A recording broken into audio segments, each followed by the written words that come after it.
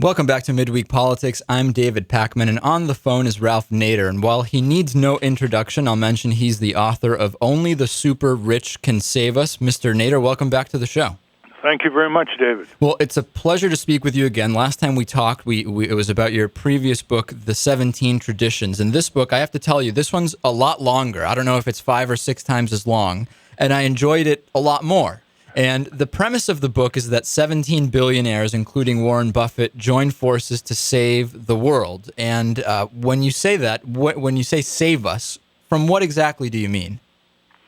Save us from the growing concentration of power in this country in fewer and fewer hands, corporate power taking control of our government, corporate-occupied territory in Washington, D.C., and basically denying the American people the just deserts for their labors, for their rights to universal health insurance, a decent wage, clean politics, even law enforcement against corporate crime, fraud, and abuse, and a move forward on life-sustaining technology such as renewable energy and other ways of conforming with the natural requirements of the planet Earth. These are long overdue. People, by and large, want this kind of country to evolve in that direction, but there's no money behind these social justice movements compared to the trillions of dollars of industrial and commercial power, Wall Street and others,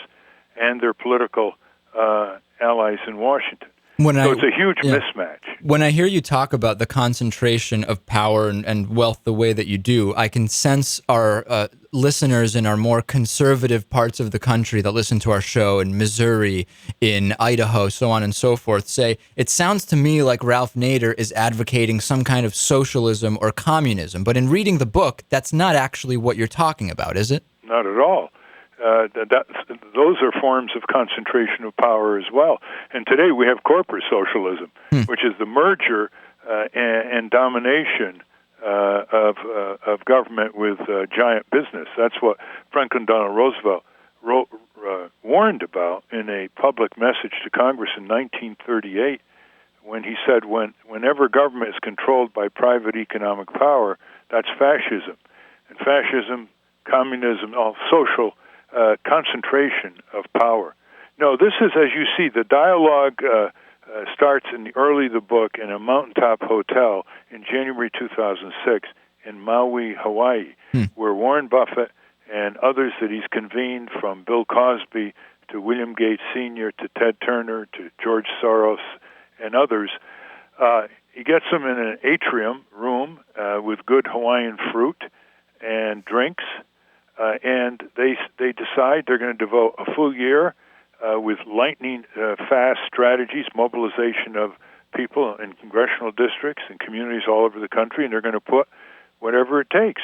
And what it takes, without giving away how it ended in the book, is about $15 billion, and he mobilized tens of millions of people in this country, many of them hungry to take back their country, to put we the people back into the sovereignty of our country, to make Washington accountable to them, and to make big corporations their servants, not their masters. So there is a strong dialogue with conservatives in this book, especially near the end of it, where basically the 17 super rich guys who call themselves meliorists, people who improve things, they knew they couldn't do it by themselves. It had to be a top-down, bottom-up. But they also saw that if they can get common ground on some, not all, some very important economic and freedom and accountability issues between conservatives and liberals, they were much more likely to prevail. You mentioned lightning fast strategies, and I think one of the newly always amazing to me things is how slow the current government processes work. I mean, when we talk about healthcare and the proposed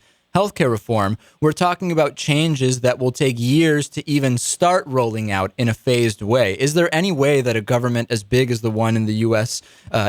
Could operate in a faster way, could make changes in a quicker way? That's exactly what this book shows in great detail.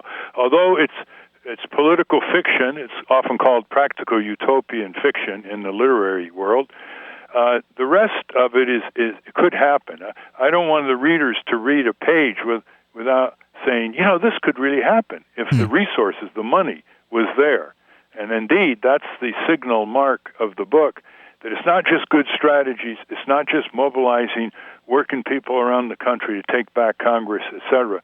It's the funds are there for mass media, for setting up a People's Chamber of Commerce, for small and medium-sized business, for investing in a sub-economy to show best practices in one area, banking and bill collecting and finance and autos and dry cleaning establishments. That's an interesting part of the book, as well as creating a strong citizen Congress watchdog organizations in each congressional district. So what we're talking about here is this. There are 535 men and women in the Senate and House who put their shoes on every day like you and I do. And they have the constitutional power to allocate budgets in an efficient way for a government of, by, and for the people, and to take on these corporations. So that's what we do. We don't, in this book, doesn't exaggerate the opposition and the concentration of power in a few hands.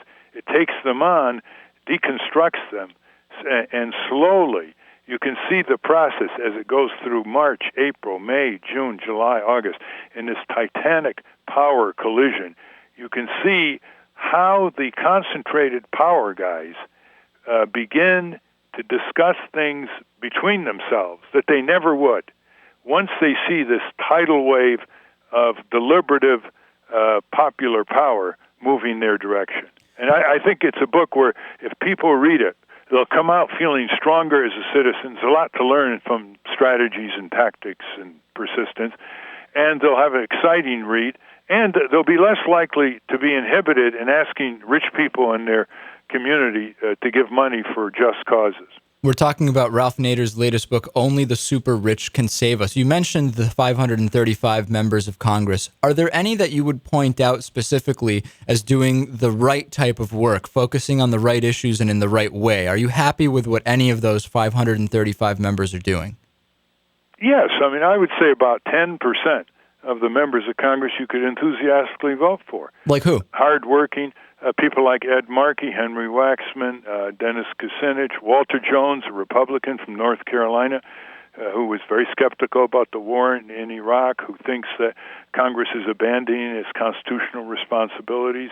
There are people in the Senate. Senator Feingold, the great champion of the Constitution, for example, are very good.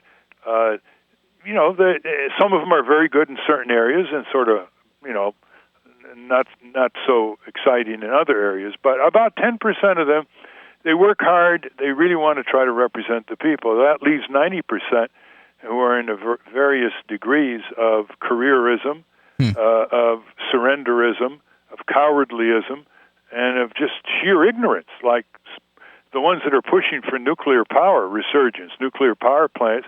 It's completely uneconomic. It's been shown to be. They won't listen to people like Amory Lovins, the famous energy expert, physicist who consults with utility companies in the Pentagon. They just close out and they say, okay, we're for nuclear power in Congress, and we're going to require the taxpayer to give a 100% loan guarantee to every electric company that builds a new nuclear plant, because the Wall Street private finance firms will not lend money to build these $10 billion plants without a 100% government loan guarantee. That's sheer ignorance.